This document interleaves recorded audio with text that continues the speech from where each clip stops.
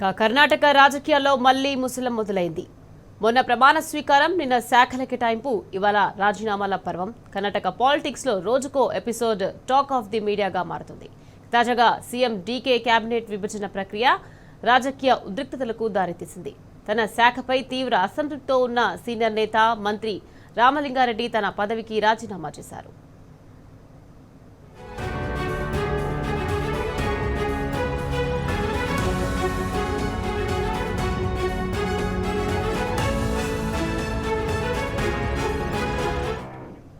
శాఖల కేటాయింపు ప్రకటన వెలువడిన వెంటనే కర్ణాటక కాంగ్రెస్ లో అసంతృప్తి జ్వాలలు తెరపైకి వచ్చాయి.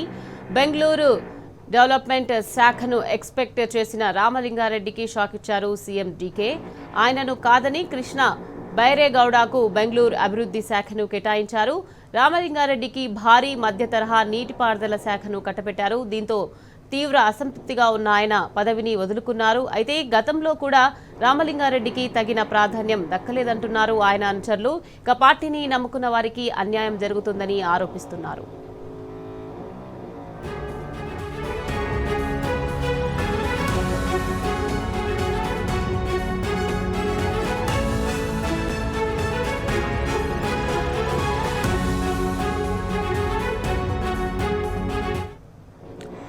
మరోవైపు ముఖ్యమంత్రి డీకే శివకుమార్ ఆర్థిక శాఖ, కేబినెట్ వ్యవహారాలు, ఇంటెలిజెన్స్, పర్సనల్ అండ్ అడ్మినిస్ట్రేటివ్ రిఫోర్స్ శాఖలను తన వద్దే ఉంచుకున్నారు.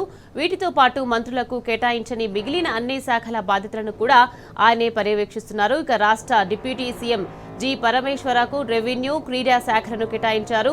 ఖర్గే కుమారుడు ప్రియాంక్ ఖర్గేకు హోం మంత్రిత్వ శాఖ బాధ్యతలను అప్పగించారు. మాజీ సీఎం సిద్ధరామయ్య కుమారుడు శివకుమార్ అర్బన్ డెవలప్మెంట్ శాఖను కేటాయించారు.